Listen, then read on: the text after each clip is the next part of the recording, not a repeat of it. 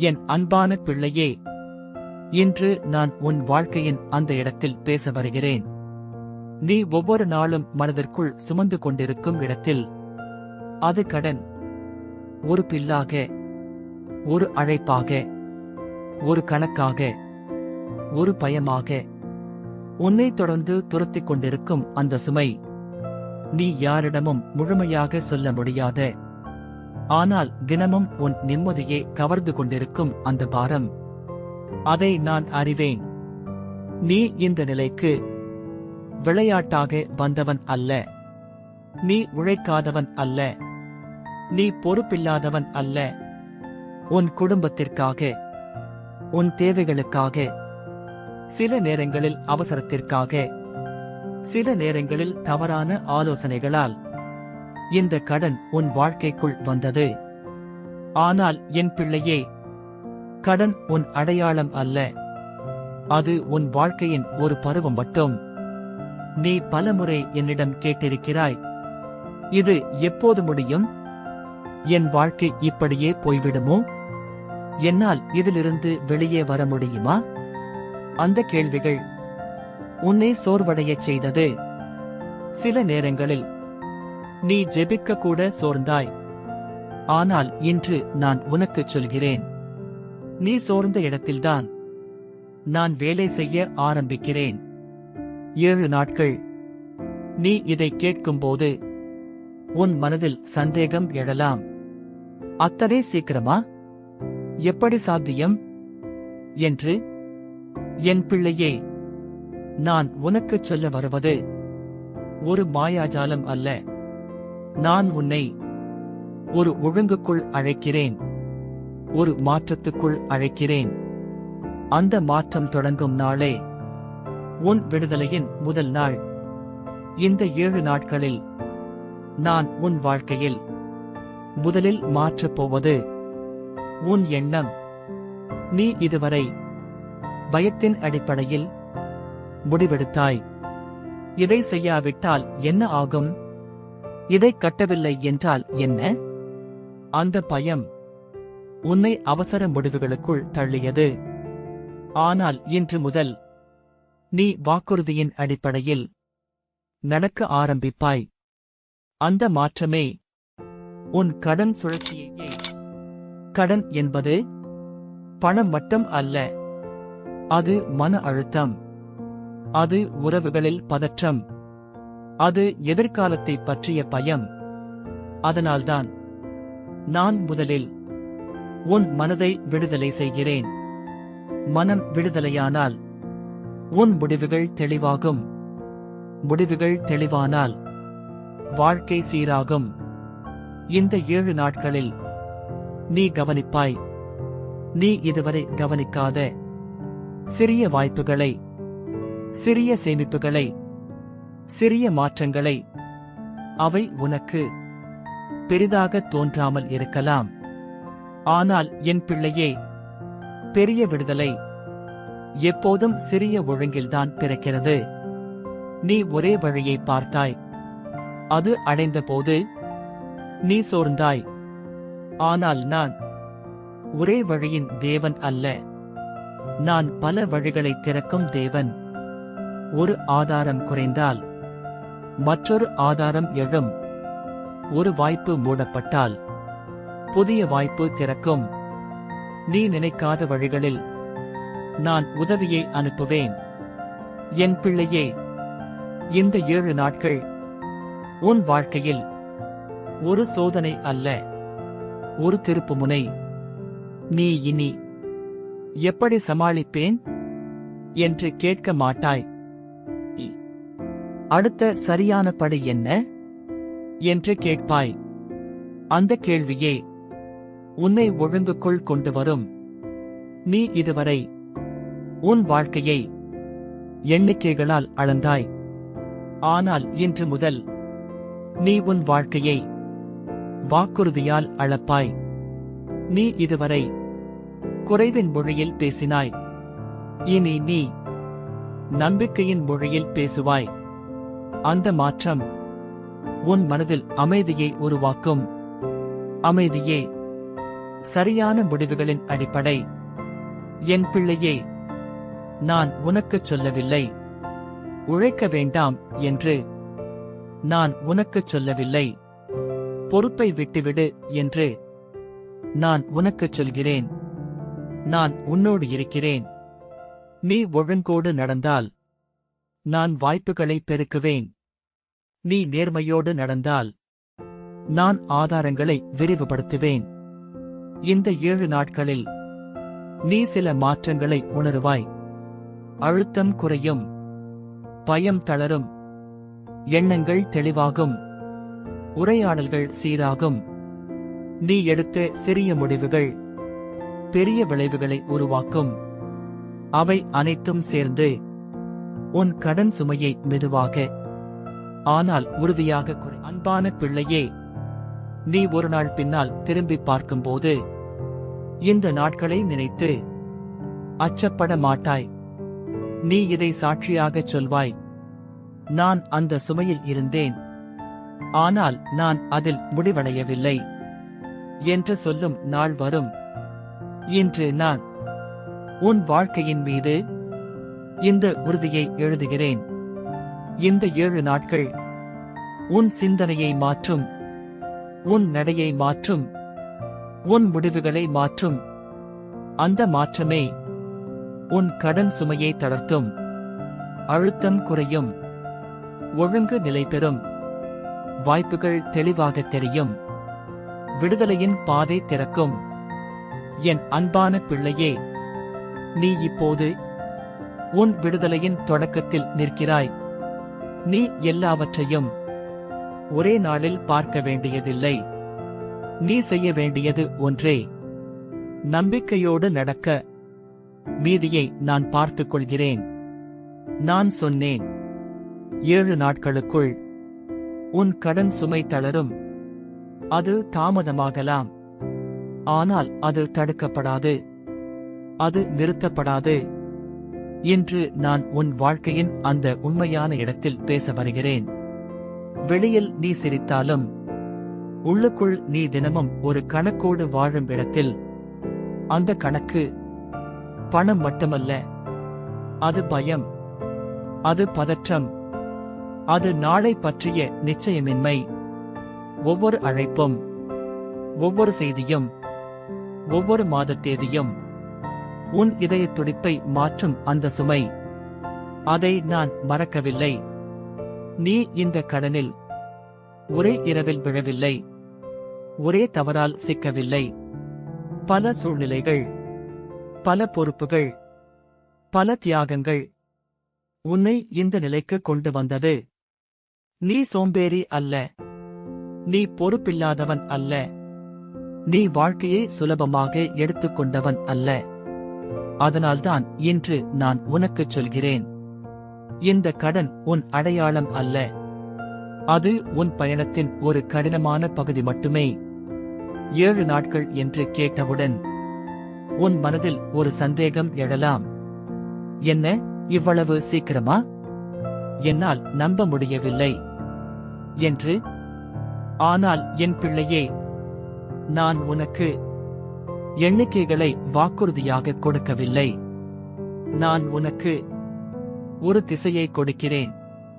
அந்த திசையில் நீ நடக்க ஆரம்பித்த நாளே உன் விடுதலையின் நாள்.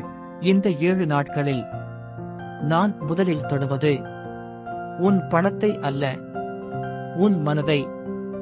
ஏனெனில் மனம் குழப்பமாக இருந்தால் பணம் கூட சுமையாக மாறும். ஆனால் மனம் தெளிவாக இருந்தால் சிறிய வருமானமும் விடுதலையின் வழியாக மாறும். அதனால்தான் நான் உன் எண்ணங்களை சீரமைக்கிறேன். நீ இதுவரை பயத்தின் அடிப்படையில் பல முடிவுகளை எடுத்தாய். இதை செய்யாவிட்டால் என்ன ஆகும்? இதை கட்டவில்லை என்றால் என்ன? அந்த பயம் உன்னை அவசரமாக ஓட வைத்தது. அவசரம் தவறான முடிவுகளை உருவாக்கியது. அந்த முடிவுகள் கடனை பெருக்கியது. ஆனால் இன்று முதல் இந்த சுழற்சி உடைகிறது. நீ இனி பயத்தால் அல்ல, ஞானத்தால் நடப்பாய். என் பிள்ளையே, கடன் என்பது பணம் மட்டும் அல்ல. அது மன அழுத்தம். அது உறவுகளில் பதற்றம். அது உன் தன்னம்பிக்கையை மெல்ல மெல்ல கவரும் ஒரு பாரம். அதனால்தான் நான் முதலில் உன் உள்ளத்தில் அமைதியை விதைக்கிறேன். அமைதி வந்தால் நீ தெளிவாக சிந்திப்பாய். தெளிவாக சிந்தித்தால் நீ சரியான முடிவுகளை எடுப்பாய். இந்த 7 நாட்களில் நீ கவனிப்பாய். நீ இதுவரை கவனிக்காத சிறிய செலவுகள், சிறிய வீணாக்கங்கள், சிறிய வாய்ப்புகள். அவை உனக்கு மிகச் சிறியதாக தோன்றலாம். ஆனால் என் பிள்ளையே, பெரிய மாற்றங்கள் எப்போதும் சிறிய ஒழுங்கில்தான் பிறக்கிறது. நீ இதுவரை ஒரே வழியைத்தான் பார்த்தாய். அது அடைந்தபோது நீ சோர்ந்தாய். ஆனால் நான் ஒரே கதவின் தேவன் அல்ல. நான் பல கதவுகளை திறக்கும் தேவன்.